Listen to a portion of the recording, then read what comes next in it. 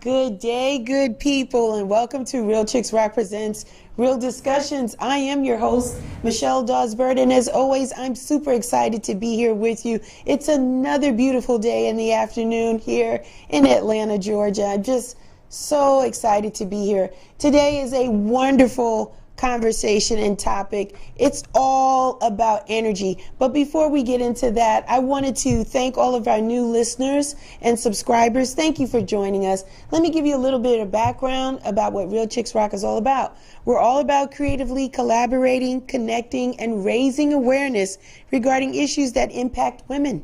And we do it by way of community service engagement, public speaking, mentoring, and the arts. We've been fortunate to have these type of conversations here on this platform for several seasons. Our very first show was in April in 2016, and here we are in 2023. So we are blessed to be here to talk about the things that impact us, not only as women, but for our families and our communities as well. Today is a very interesting conversation because I think we will be enlightened and will be informed about how important it is in our environment, in our energy, in our surroundings, and what we should be doing, could be doing, what we need to be doing to just make things better. We got to pay it forward now so that this planet and the environment can be a really great place to be upon, right? So as we're seeing some things happening, a lot of conversations in Congress, President Biden is doing some things, bills are being passed, but let's really get to the root of it and understand more about how it's impacting us and in our communities specifically. I want to welcome you today, my guest, Adrienne Rice. Hi, Adrienne, how are you? Hi, Michelle. How are you doing? I am awesome. Thank you so much for joining us today. So glad to have you. Adrienne, you're the founder and the executive director of Sustainable Georgia Futures, an organization with a mission to develop green economy pathways for people of color in Georgia by using the foundational methods of relational organizing. Man, that is a very heavy and interesting title. Adrienne, tell us a little bit about yourself, just a little bit of background, if you don't mind. Yes, indeed. I grew up I was raised, I like to say, both in Chattanooga, Tennessee, and Atlanta, Georgia. Yes. I was raised by two aunts and an older brother. Mm-hmm. And so the summers I would spend in Atlanta growing up, and in the school time I would be in Chattanooga, Tennessee. Mm-hmm. So Atlanta is like a near and dear place to me. Once I graduated high school, moved here full time with my brother, and we've been living here ever since. My family is from the South. I'm a Southerner. Yeah. And so but I've had a career in the labor movement. I had a career in the labor movement where I was an organizer, and I organized throughout the country, different parts of the world. Mm-hmm. And so I think with growing up in the South, I went to two historically Black colleges and university. I went to Tennessee State and Florida A&M. And this connection to community has always been a deep thing for me. Mm-hmm. And so, growing up with my social justice work that I've had, the background that I've had for about 20 years, I really have been wanting to come back to the South and organize in the South, because I feel like, if we can organize the South, and we can make sure that there is justice for people in the South, and particularly Black people in the South, then we can also make sure that there's justice for people throughout this country and really throughout this world, since United States influences so much. So I came back to Atlanta because I have been trying to get back here with the various jobs that I had in different movements, but nobody really wants to organize in the South unless it's, they feel, it's a trend, Yeah. So So what I decided to do was to come back home and start a solar company. And basically, primarily what I wanted to do is when I wanted to start the solar company is I wanted to hire Black people because I found, when I was up in Illinois, I had a huge campaign, and I was working with a group that was up there.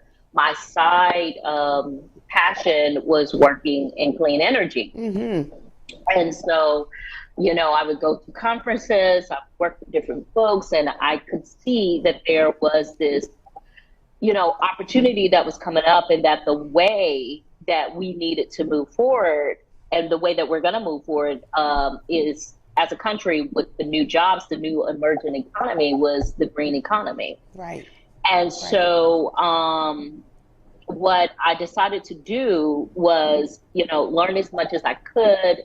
I've been researching this. I feel like being a part of social justice movement, I've been, a part of the clean environmental justice movement, the green movement for quite some time. When I was in FAMU, and in the summer, one summer, I even worked for the Sierra Club. So really have always had some type of concern about the planet, about, and the people and Black people. And so coming back here, coming back home, I wanted to do this, but I kept coming into hurdles. I kept meeting like barriers into trying to start a solar company here.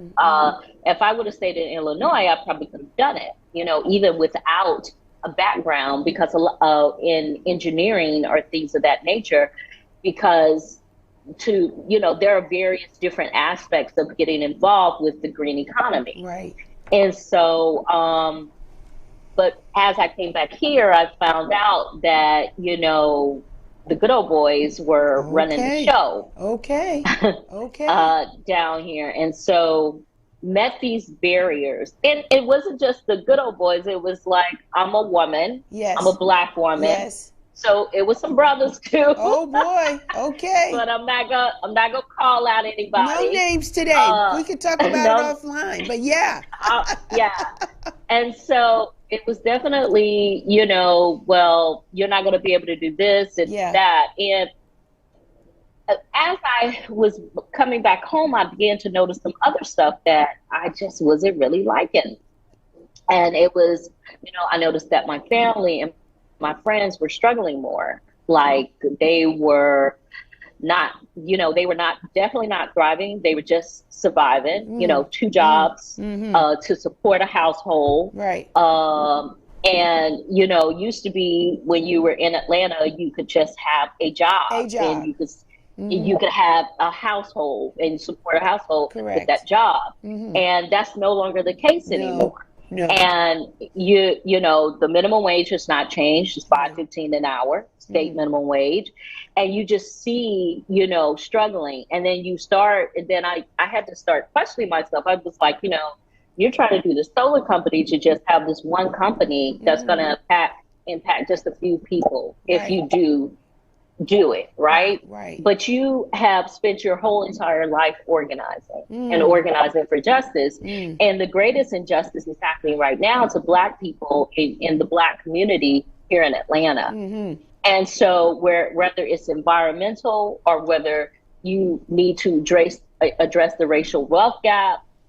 So that's why when a part of our mission at Sustainable Georgia Futures, it is to not only address climate change, because climate change does affect us, right? Right. But it's to address systemic racism as well, too. Gotcha. Because you cannot get people into the pathways into the green economy with jobs or entrepreneurship if you do not address systemic racism. Which is that's go ahead. No, I was going to say which has been your mission statement, if you will, right? Just really dealing with not only the climate change, but the systemic racism. Just really, it's hand in hand. And I think most people, Adrienne, we don't realize that, right? Especially as Black people, people of color, Black and brown people, we don't realize that systemic racism is everywhere. And you wouldn't think that, because we all have to be on the same planet.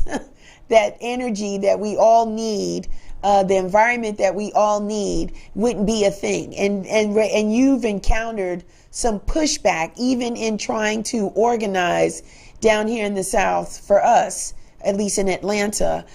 People don't want to come together even in that, right? Not supportive at all. Well, here's the thing. So I want to be fair to Black people in general, okay? Because we have always had sustainable ways about ourselves. Right. You know, we grew up not throwing out any jars. We grew up not throwing out any plastic bags or full or we recycle. We already did the stuff that people are doing right now that's trendy. Yes. That's so true. When it comes to, you know, those types of things, you know, Black people, we've already been doing it. The other thing to that as well, too, is like Black people are 13% of this country. OK, so when you break that down, that's like 44 million folks. And a lot of people are looking at, and, you know, and our ancestors and the people who are before us, they have done so much with so less. That has benefited not only Black people, but all Americans, all people within this United States. Right. And so really what we found when you're looking at the environment and you're looking at these green sector jobs, these clean energy jobs, and when you're looking at entrepreneurship and you look across the board, I mean, primarily you have white middle-aged men who have these jobs and are pushing this entrepreneurship. They're over 70% of each industry, whether that is solar, electric vehicles, anything that has to do with the clean energy economy. You know, middle-aged white men are dominating it. Okay. Then after that, the next group that are in these green jobs and then this green economy are the Asians. And they make up about 7 or 8% of the United States and the workforce, right? Right. But they are like comparable. Like if you look at the clean energy sector, they're 7 or 8%. Okay. Then you have Hispanics. They make up about 17 to 18% of the workforce here. So when it comes to the clean energy sector, they're at 17 to 18%. Even Native Americans have more jobs in the clean energy sector. Wow. And so when you get to Black people, and it's gotten a little bit better over time, but when I started looking at the research around this, which was like 2017, 2018, Black people we're like 13%. We were like at 5 and 4%. Wow. We might be now at 6 and 7%. Wow. So we're still climbing up and trying to get that. And when you look at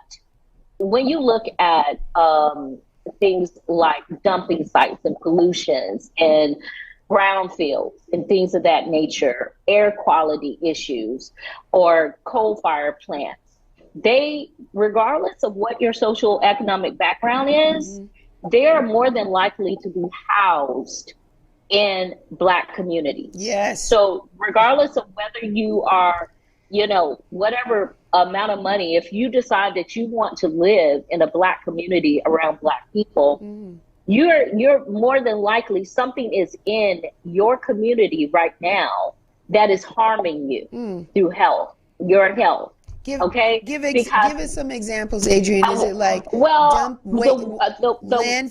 or something, or what? Exactly. I was just talking to a political a representative that's in South Fulton, and she says right in her backyard there is a brownfield there that is constantly, you know, fire is constantly burning.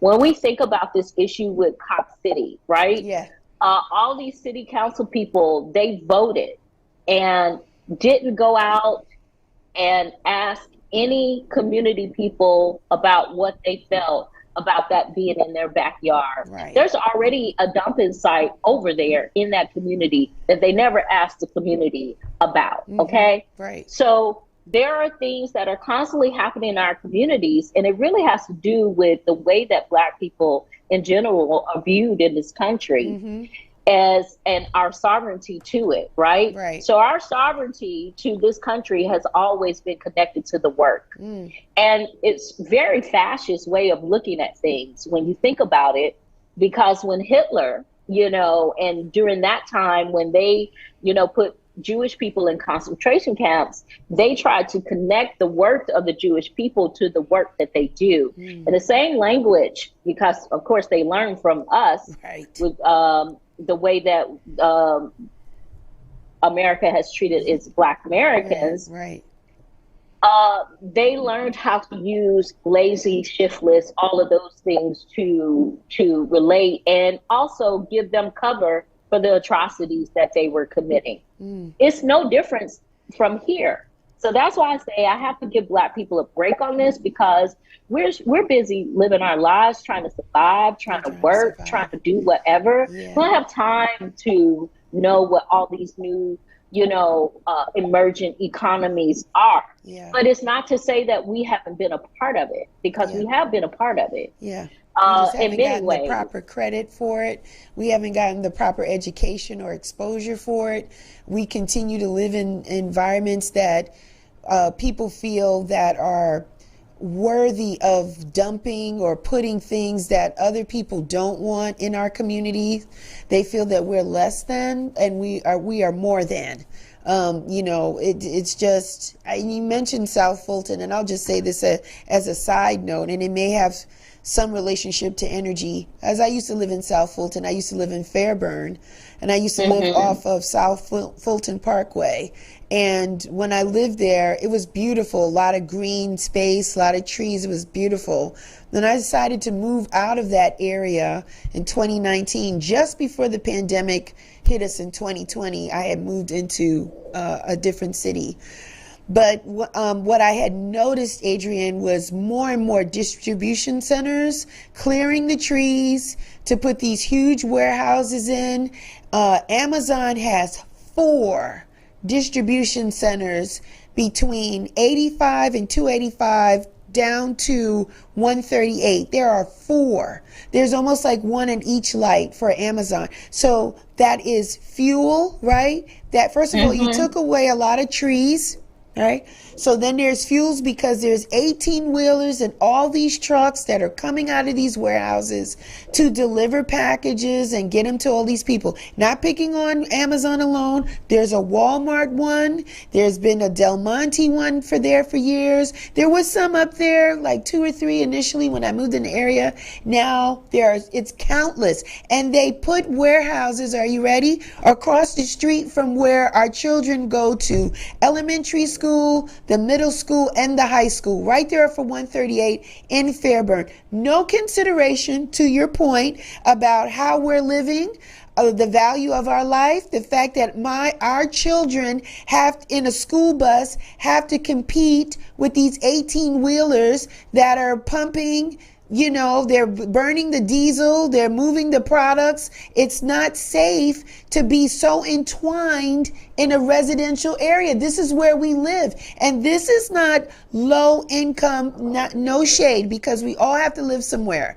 It is a functioning working class community, i.e. people that work at Delta, people that work at IBM, work at Coca-Cola, work at the airport, work in Buckhead. These are people and families that have purchased homes and want to live, and to your point, have put their nickels together to say, I want a better life. I just don't want to survive. I want to live, and I want a home. And they are working to sustain their home, and they have to come home and go to work and compete with all of this transportation of supply chain moving up and down. And I said, why isn't this happening on Fulton Industrial? Right? That it used to be out there. There's nobody living on Fulton Industrial as they are on South Fulton Parkway. Why isn't this happening in Swanee? Why isn't this happening in Chamblee, Dunwoody, and other areas? In our green space, in our backyard, in our neighborhood. So totally understand, and I'm totally upset about it. And that's why I think that this conversation with you today is imperative, right? Because we need to encourage our people to continue to do what they do. Right. Recycling your bottles, recycling your glass, recycling your paper and brown paper bags, even the eggs when you can get them, because they're expensive and they don't stay on the shelf. The foam cartons. But not to cut you off, but the other thing about this is recycling is one thing, Yes, right? help us. But the thing about it is that policy really makes a difference. Yes. I mean, and getting to know, the people who are representing us. Right. Because they may inadvertently, directly, or indirectly may be hurting us. The Atlanta Beltline, we do this workshop called Climate Gentrification. Okay. And climate gentrification is, Harvard has done a study. We look at this guy named Jacoby, I forgot his last name, Wilson, I think, from Yale 360. And actually, I know Valencia Gonder. She is an activist. She came up with the term climate gentrification, right, because she is an environmentalist that is in O-Town in Miami, in Little Haiti. So in Little Haiti, as you know, with Miami, the sea levels are rising in Florida, and it's, we know what's happening with the climate that is there. Mm-hmm. Well, if you've ever been to Miami, if you know anything about Miami, yes, everybody, grabbed up all that space and all that land along the shoreline, yes, and that was, high quality land. Right. And they relegated the Black community, Haitian community, to inward and upward land. Mm-hmm. And I think it's Overtown is what it's called in Miami. Yes. Now what they see is hypergentrification that is happening there from people who have higher wealth, climate migrants that are moving from the coastal areas, right, and are moving inland and, displacing people who have lived there for generations because they were relegated there because of redlining. Right, right. The same thing has happened here in Atlanta with the Atlanta Beltline. Okay? Yes. So you have, along the Beltline, you have 45 neighborhoods, but the primarily these neighborhoods, the majority of these neighborhoods were poor working class neighborhoods that have been divested in, right? Yes. And right at Ponce City Market, we have a co-working space that's right across from there. Mm-hmm. You have the Sears building. Yes. Now, the Sears building has went through several areas, but that's Old Fourth Ward. Yeah. Old Fourth Ward, this is where we do the walk is at. It's a historical ward. I remember being a kid coming over there. And then I remember it being a certain point where, it was said you can't go over there anymore, right, because, the violence had escalated. But I remember being over there before, the same people that you were talking about in South Fulton. You had working class people. It's a working class neighborhood. Yes. That were all there. People were buying their homes, but they were working and they were able to live in those areas. Yes. These were red line areas, right? And so what we have right now is we have high wealth people moving in from all over, regardless of what color they are. Yeah. And they're displacing legacy people who's been there forever. And so there are certain issues that are surrounding this. I was just at a gym, and this young lady that I work out with, she's from South Carolina. And I asked, we're learning about each other. She said she works at Microsoft. And I was like, they're displacing all those. They built that Microsoft building there, and so many people, is aiding with the hyper, gentrification. So it's different things that are affecting us. And so none of us would have really have thought that, them clearing that out, doing, having, it sounds innocent, a belt line that people can walk on with their dogs and everything like that. Right, but bikes. now, yeah. you know, there, it was so shifty the way stuff ended up going down. You know, they said it was supposed to be like, I think like 30% affordable housing. Now, mind you, this is 30% where we had 100%, but 30% affordable housing. That hasn't been met, you know, with the Beltline. So people who have grown up in these places who wanted these same things, Yes. who wanted the same life, yes. they no longer have it. They So can't. that's one way, you Right. know, Right. and our political people, you know, could have helped out. I mean, there was, you know, community benefits agreements. We really can't have that discussion in Atlanta. You can have it throughout Georgia, but really is co-opted by business, where communities can't be in and a part of what is going on. Mm-hmm. And so that's one way that, you know, us talking to our politicians and letting them know, hey, this is not cool. We don't want you to do this. Or what are you going to do about this? That's key. The other thing is this public service commission. If we think about our light bills, right? If we think about just our light bills, we pay 3 times more what our light bills, our electricity for everybody in Georgia, we pay 3 times more than the average in the United States. When you say you say we, okay, so the whole state of Georgia? Yes, wow. The whole entire state pays more.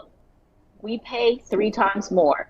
It's like, that's why we have energy burden households here. Well, we have energy burden for a lot of reasons, but we have energy burdens household. And this, basically what that means is that, you know, paying your light bill is a burden.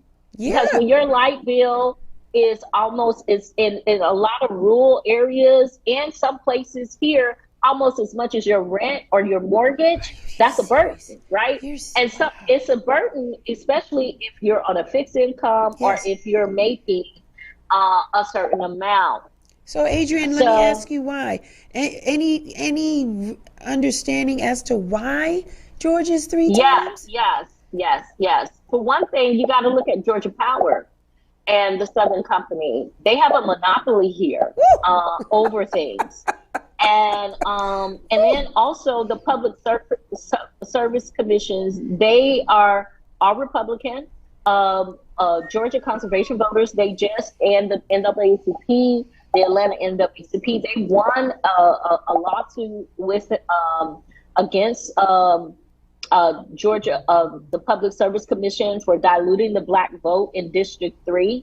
And so I mean, these are there's a Public Service Commission in every state, in all 50 states, right? Yes. But and some are appointed and some are elected. All of ours are elected. We have 5, right? Right. In the district that we have right now, currently, was Fitz Johnson. There was supposed, in the election, you know, there were people running for his spot, but because there was a lawsuit, they had to stop it, right? And he's just keeping his spot. So now, you know, Georgia, the Public Service Commission just raised up, you know, if you are a Georgia Power customer, you're going to be paying more each year. They just passed legislation around that, of allowing Georgia Power to increase it by $16, I think. What? If I'm not mistaken, per bill. So I mean, here in Georgia, we have the saying, and especially in Atlanta, too busy to hate, but I would beg to differ. Yeah. So all of these types of things. Too busy to hate. Man, it's a lot of different things, Adrienne. So should we run out here and get solar panels on our home? Like, how can we start cutting the cost? You can. Let me just say this. So here's the other thing with Georgia Power. It would be lovely. It would be lovely if we could all go out and do residential solar.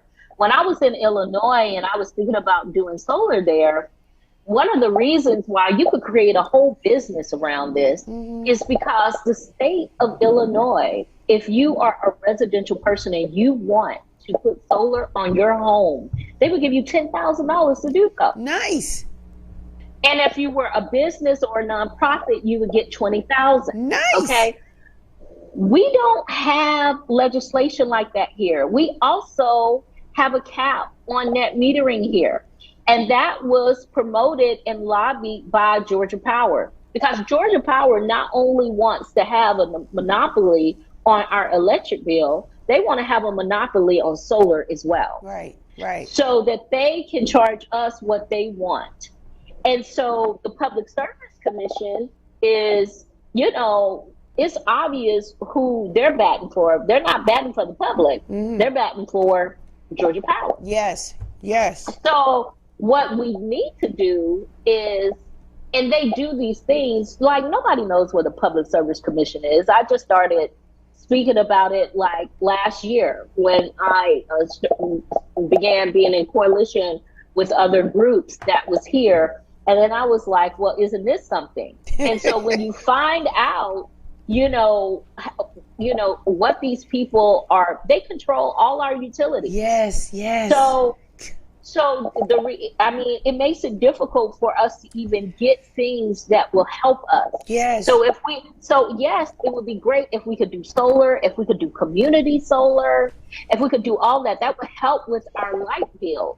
Yeah. That would help with our bills, with our utilities, yes. So we can have more money to put in our pocket. Right.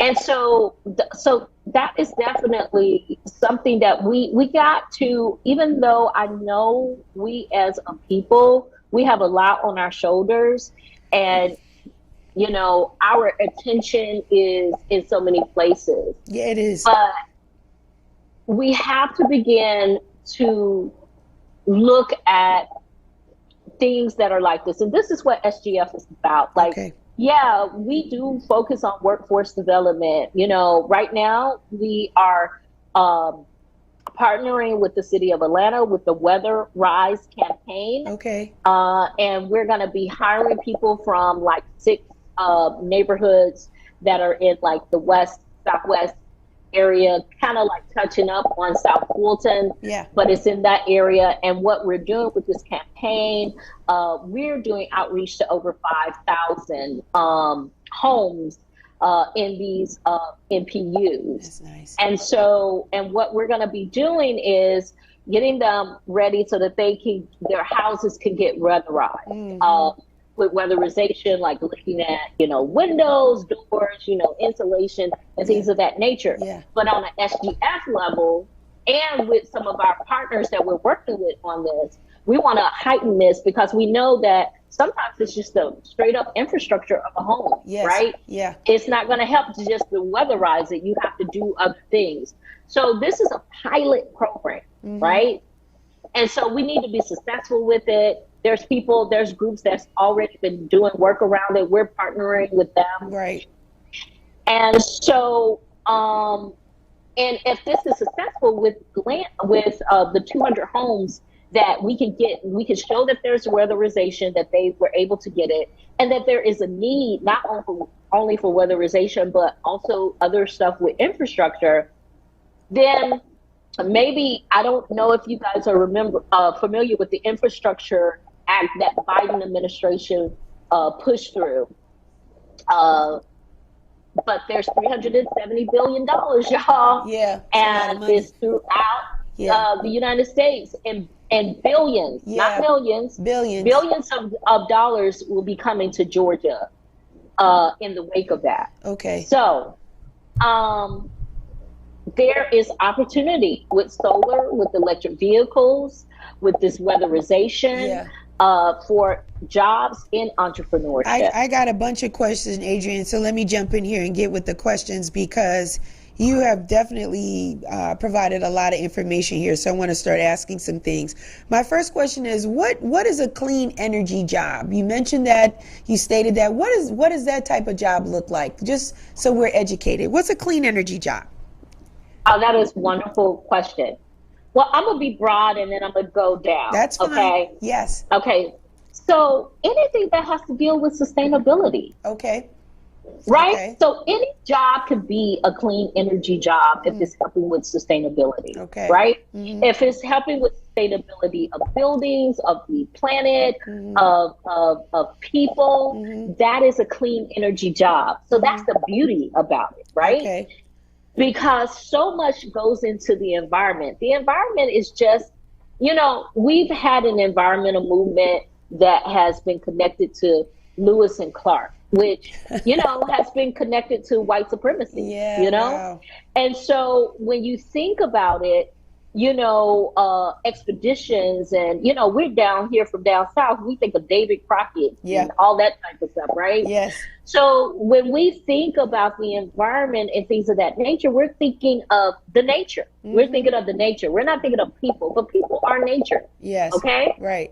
So, so sustainability could be, you could be a communications person and be in sustainability. Okay. You could be on top of a rooftop putting in solar and be part of sustainability. You could be about the environment and concerned about folks' health, which we need environmentalists that are concerned about the air quality, lead poisoning, what happened in Flint, like what is going to be the repercussions from that. You could be a researcher.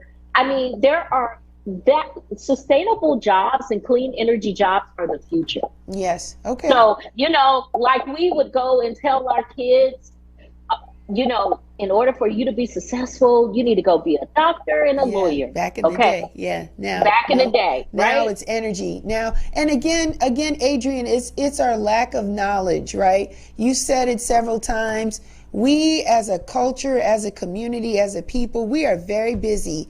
Our objectives most days is to keep the roof over our head and provide food on the table, make sure the welfare of the ones we love are good. If we have children, they're going to school, they're excelling. We are caught up in the day-to-day. We don't see a lot of people that look like us talk about the importance of energy, especially when it's time to vote, when it's re-elections. We're not thinking like that. It's almost like we're hoarding. We're hoarders of the planet. We're going to use what we need, and when God calls us home, it's no longer our problem, it's somebody else's problem. And we have to change the mindset, because you hit a very good point, because I read my bills, even though they want you to do that automatic bill pay. I still like a statement. And I want to know what it is I'm paying. And I'm going to tell you, my power is high.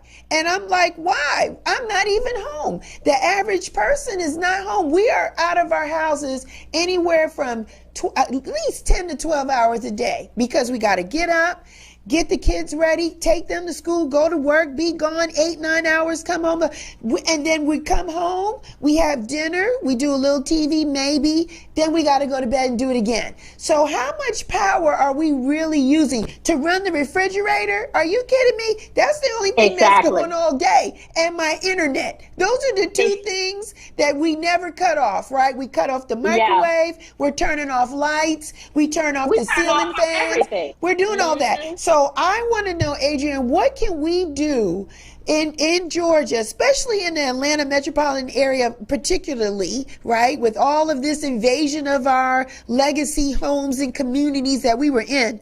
This $370 billion, how do we begin to tap into it? And what are the agencies, if you know of any, that we can trust to help us in solarizing our home or making these improvements? What say you, Adrian? What do you think? Well, I say, first of all, we have to build up this people power. We got to educate people about what is going on. But let me just say this, the beauty about this $370 billion infrastructure used to be, not too long ago, when any initiative like this came down the pipe, you had institutions like Tennessee Valley Authority, and you had the big organizations and corporations that are set up to receive federal funding. You have to be set up and have money in order to get money. Okay, so I mean, federal funding is not an easy thing to get. And so, and they're not doing it. But the difference about what's happening now is that this federal funding is connected to a Justice 40 initiative. Okay. Now, Sustainable Georgia Futures, we were part of a cohort that was put together by Partnership for Southern Equity, Solutions Project, Groundswell, and I'm missing one, and forgive me for that. And they brought it together when they found out that this money was going to happen. They knew that frontline organizations like mine, frontline organizations, were not going to be set up to receive this money because we don't have money like that, right? And so what they decided to do, and they wanted to make sure that the frontline communities, BIPOC communities, were ones that were set up to doing it, because when grants and stuff comes down, we're last heap in receiving these funding. And, you know, just like in the energy sector, where it's 70% white, that's exactly, the grants go a super majority to white, you know, nonprofits, organizations, and corporations. Right. And people of color and we are left out of that. We're locked out of that. So they created this cohort in this accelerated program that did a couple of things. You know, it brought people together so that, you know, other frontline organizations throughout the country, it brought us all together so that we could talk and, you know, talk about what's going on. They brought the Department of Energy, the Department of Transportation. We've talked to Jennifer Granholm. We've talked to these different head of agencies so that we could further shape how this money is going to flow. And so basically with that 40% of that $370 billion, now that's not that's just the base. It could be more, okay? 40% of that is supposed to go to frontline communities. So 40% is supposed to go to BIPOC communities.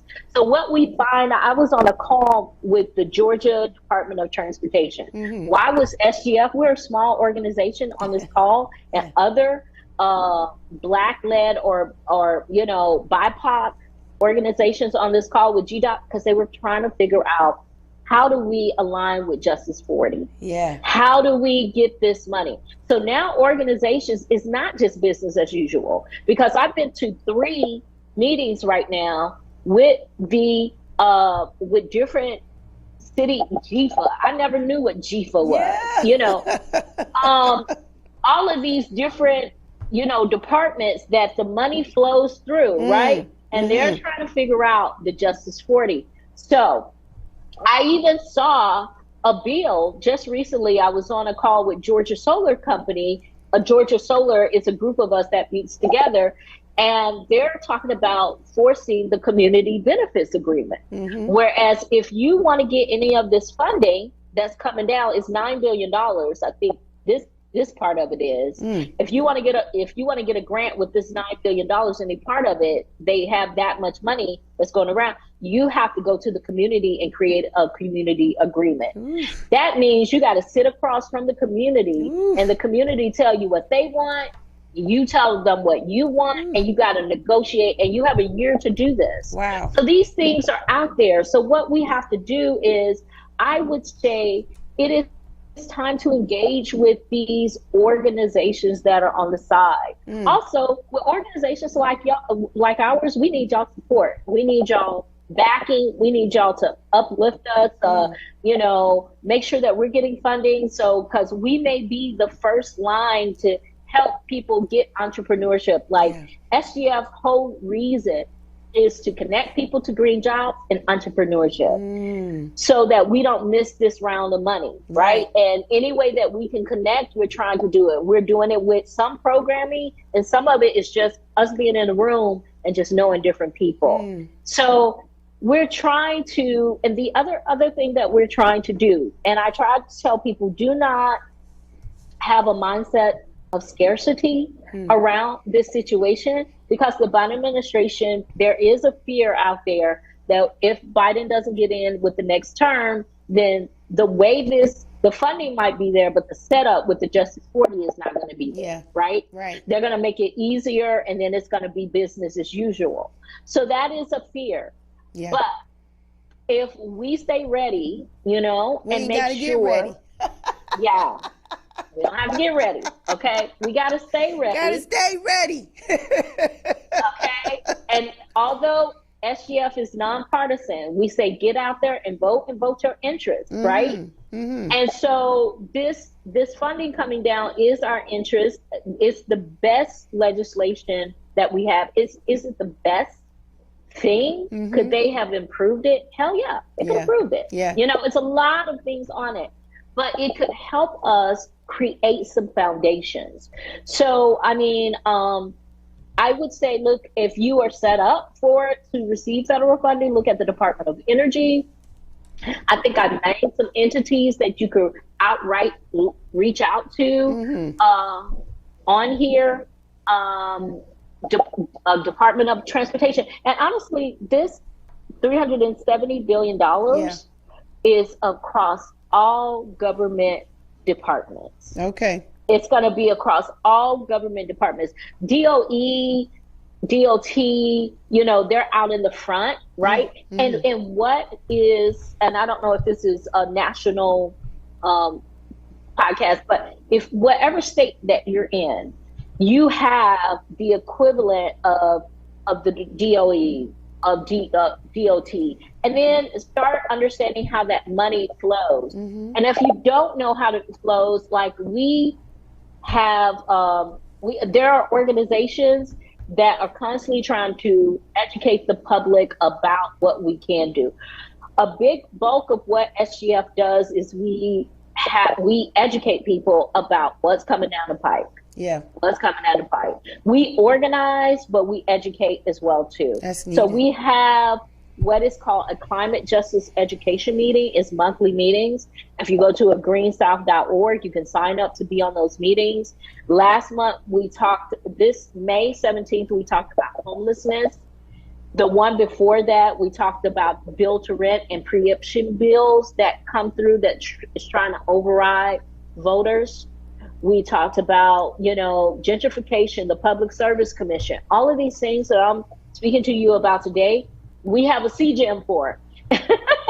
And so we have done a climate justice education meeting about, and we just try to inform people and give, as we get the information, we try to give it to you all. If we're not the experts on it, we bring in partners to come in and speak.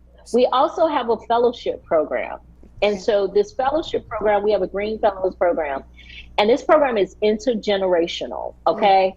So we've had 3 cohorts. This last cohort, I would say, is the best cohort because at first we were getting like a lot of college students, and we were getting like, you know, just a lot of younger folks. Yeah. This cohort, we got people that were in their 60s. We got people that were in college, like Morehouse, Spelman. We had someone who was very, very young who hadn't even went to school. Right. So we want everybody to get exposure. And it's a 7-week program. We pay you $3,000 to come. Nice. And you get to meet industry professionals. And we have people that not just talking about solar, not just talking about electric vehicles. We have people talking about, there's organizations that focus on policy around this and can show you how to get involved. So we try to have at least 3 to 4 folks, and we also teach you how to organize, relational methods of organizing. We have been able to get some of our fellow jobs in universities. We have partnership with them and master degree programs or programs if they want to go in undergrad. So we're trying to get people into the green economy. And what's that website, Adrienne, that we should sign up for to just understand what's going on? Greensouth.org, and you can sign up for our climate justice education meetings, CJAMs. Okay, awesome. Good stuff. You guys are doing a lot of great things to help spread education and inform people and have tools readily available. But I think really we got to do more, right? We got to keep on doing what we're doing. We got to pay attention, right, to who we're voting for, what their positions are in regards to energy, clean jobs, making sure money gets to our communities, making sure these landfills are handled, like people aren't dumping in our areas, like trucks and things, cars are putting out good carbon monoxide if that's possible. Just making sure that things are going according to plan, because you and I know, Adrienne, we can't afford any additional sicknesses in our community, right? We're already dealing with high blood pressure, hypertension, prostate cancer, fibroids in our women. We already have a handful of things that for reasons we can't explain or don't know, we don't have reasons as to why our communities or our culture has have it, and so we don't need anything else. Like, we don't need bad air. We don't need to have sewers or landfills or anything else that's going to stop us from being as healthy as we possibly can. So this is very good, very, very good information to understand and know. But it is in our voting power. I really do want to put it back into that, because I do go to other communities, to their town halls, just to see what are they saying, what are they asking, what are they fighting for. It is different than what we're saying. Half the time we don't even know when town hall meetings are happening in the Black and brown communities. It's not publicized enough. It's almost like we did put a sign, on the highway when I was driving 40 miles, 50 miles an hour. I couldn't read that sign. I don't know what that is. It should be in newsletters. It should be, the same bills that I'm getting, that I'm paying for around power and energy, right? It should be in my newsletter, letting me know. You're telling me about other things, communities and charitable work that organization is doing. Let me know what are we standing for as not only a city, a state, as a country, because it's impacting us all. So I totally understand and totally believe it, but I do believe it's in the legislation. There is a nervousness. I'm glad you brought up about President Biden. There is a nervousness that when he leaves, if the Republican Party is in seat, are they going to be like, garbage, poppycock? Yeah. No, we're not spending any money in that. And we need it, because between global warming, right, Adrienne, the seasons are not even clearly defined anymore in Atlanta. It's bundled up. It's and it used to be very, very clear and clean. And so with global warming and then the way we're treating our environment, we ought to be concerned. We ought to be concerned. We definitely need to be concerned. And I mean, people are warranted in thinking that way. Mm-hmm. And I'm just, what I do love about Black people, we are strategic. Yes. Okay. Yes. So we may not like you. Okay. But if we feel as though, this is going to help us advance in different ways. Yes. And what I'm saying to people, like, don't stop fighting for what you're fighting for. Right. But this is a clear, chip that we could be moving. Right. Okay. Right. This is a clear strategy here that we could be moving. So it is imperative that we get out there, and I'm not telling you who to vote for. Right. Like I said, we're nonpartisan. Yes. But, if this is going to help us lay down some foundations that can,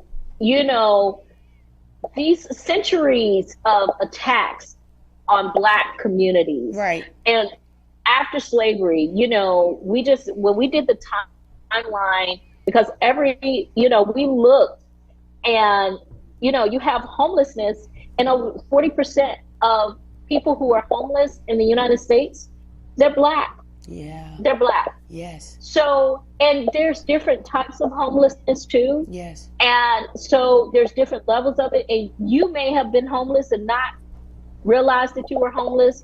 But the economy that is happening right now with the inflation and everything that is happening right now, you even see right now in Congress, they're not even raising debt ceilings right now. They're playing around with us.